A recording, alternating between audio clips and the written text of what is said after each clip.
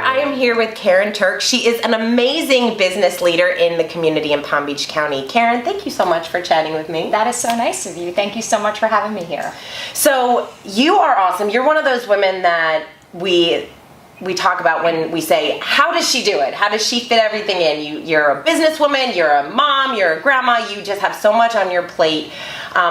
So tell us a little bit, kind of like a 1 minute, I know it's hard, but who are you? Who are you? What do you do? I'm Karyn Turk. I am the owner of Principal Offices, and I also help to manage my husband's law firm, which is an asset protection law firm, Principal Counsel.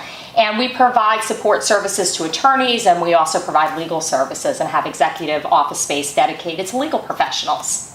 Awesome. And you, like I said, you're really involved in the community, and you are very involved in charity. Mm-hmm. So much so that you actually just were named Mrs. Wellington. I was, and I'm really proud to be Mrs. Wellington 2015. So how do you do that? How do you become this had a lot to do with community service, which was great. So it was the perfect thing because that goes along with what I'm doing anyway.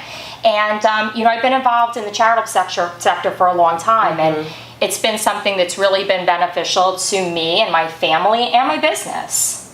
So talking about philanthropy, you have a lot of you're involved in a lot of different charities, mm-hmm. and it helps your business. It helps your business grow. So talk a little bit about how you decide what charities to get involved with and what to do.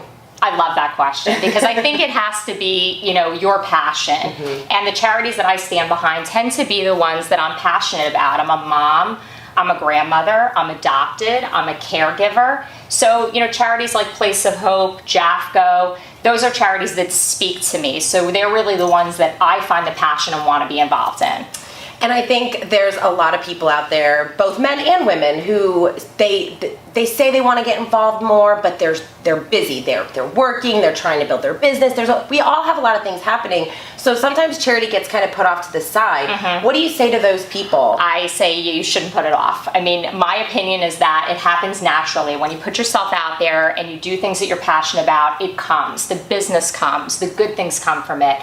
And you're going to surround yourself with like-minded people that have the same mission and believe in the same cause as you do. So it's something that's invaluable. I don't think that it should be something that should be put off. Do you think that having mentors is important? Mm-hmm. I think having mentors is really important. And I think they come in all shapes and sizes. And who are some of your mentors? I would say my dad was my mentor. That would be number one. He worked his whole life until he was 83, and he was passionate about what he did. So it was great to have somebody like that as a role model. But I really find that every day I meet different people that I think are mentors to me in some way, even if for just a moment. One of the things that I so appreciate about you, because I talk to a lot of different business people that are trying to grow their business and build, and they get so caught up in like the day-to-day activities of things. You are an action taker. I mean, amazing. You get things done. You try different things. You're throwing stuff out there on the marketing side, just on the getting involved in different charity side. Mm-hmm. So talk to me a little bit about how that's helped you succeed in business.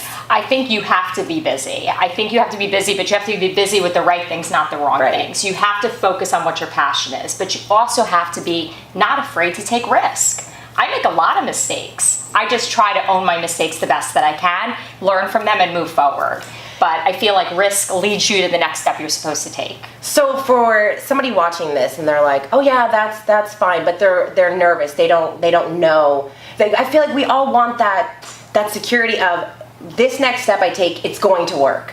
And what recommendation would you give someone who's like scared to take that step because they just want that reassurance before they actually step forward? I think if you truly believe in what you do, you have to be bold. You have to stand behind it, and you have to say, I'm going to take this chance, and you have to make a leap. It doesn't have to be a huge leap at first, but make a leap. Take yourself a little bit out of your comfort zone. I'm out of my comfort zone all the time. I just try to push myself and put myself in a situation where I know I can grow my business to the next step. And everything that I've done in my career, every single thing, I can look back on. I can say there was a reason for that. This is what I learned, and this is why I am where I am now. That's awesome. Every single thing. That's awesome. So let's talk a little bit about success, because I know everyone has different definitions, and I think today it's really hard because I feel like everyone is so busy, and we feel like we have to be busy, and we feel like we have to build these huge empires or big companies, and what do you say to a woman watching this that's kind of figuring out, like, what is that to her? I think success is happiness. I mean, that's the bottom line. And I think if you're doing the right thing, you know in your heart whether you're in the right place business-wise, family-wise, in your life. And you have to put yourself in a situation where you know that you're doing something that you can stand behind and be passionate about, and then that comes. Then that comes along with it. I love that you just said that, because I feel like I talk to so many people who they really want to take on some kind of a leadership position, but they keep waiting. Like they keep feeling like they're going to feel that confident, or they're going to get that motivation to do it, when it doesn't ever come. Like you just have to put yourself in that role. Yeah. So for somebody who's out there watching this thinking, I really wanted to maybe apply for a board position or get more involved in a charity, like what would you tell them? I would tell them to step outside their comfort zone. Once you do it the first time, everything comes easier. And if you don't take the chance, you'll never do it. And you'll put it off and put it off. And by the time you do it, it's not the same. You have to take the risk. You got to take the chance and make the leap.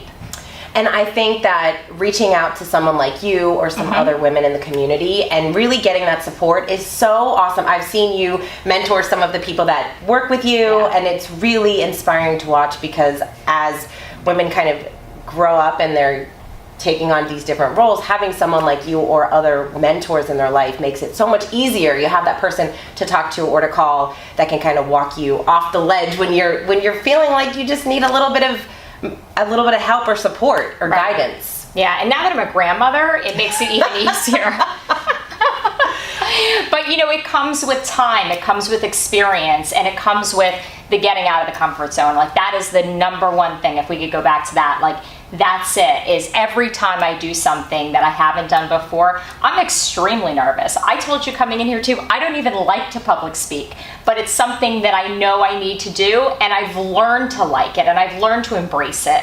But it took me time, and it took me doing it and fumbling and not being comfortable and being nervous, and then you get there, and all of a sudden you're wondering what you were so afraid of. And I love that you just admitted that you get nervous, because no one would ever think that of you. I mean, you're out and you're just you're so well spoken, and you have this great presence, and you're on social media and you're sharing, and you look like this confident woman that just would never in a million years not have the confidence to do something.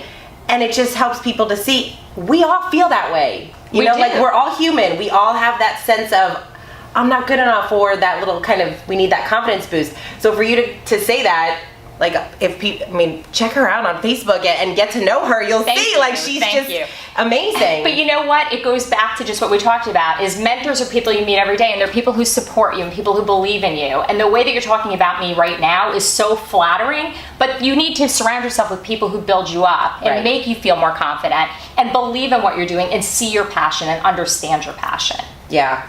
And I love when finding a mentor, there's so many people that I see that they have something in them that they don't even see themselves. And I feel like you found that in people, and I see how you are with people, and you really do build them up and let them be good at what they're good at. That's exactly it too, is you can't be good at everything. You have to find what you're good at. And just when it comes to too is, hiring people and creating a work family and creating, an environment that people want to come to work in. If you put them in a situation where they're working outside of their comfort zone so far that they can't do their job, they're not going to stay. And it's the same for you. As a leader and as an owner, you have to do the things you're good at. There's a lot of things that I'm not good at, and that's why I have a great staff to help me with those things, but they have to be on the right seats on the bus. Right. I love that. Well, you are awesome. Thank you. You are such a powerhouse here in Palm Beach County. Thank you so much. Congratulations on Mrs. Wellington. Thank you, Kate. And good luck with Mrs. Florida. Thank you. Which, tell us a little bit about Mrs. Florida, because it's really cool. I didn't even know that they did this. Mrs. Florida U.S. Continental. The pageant's going to be held in May, and I will be competing for that. And there is a competition. It's based a lot on community service. There's a public speaking portion. There's interview questions, and there is an evening gown, but no swimsuits. So, yes, this is not swimsuits. This is more of like a modern. That. That's why it's Mrs. Wellington. Yes, I love it. Well, thank you so much. And where can people find you? They can find me on Facebook, Karyn Turk on Facebook. I have a public page also. And I'm on LinkedIn, I'm on Twitter. I think Christina handles most of my social media. I think I'm pretty much everywhere. Yes, she is. She's everywhere online. Just Google her. You'll find her. You'll find me. Well, thank you so much again. You're so welcome. For more information about becoming an effective leader, please visit womensfoundationpbc.org.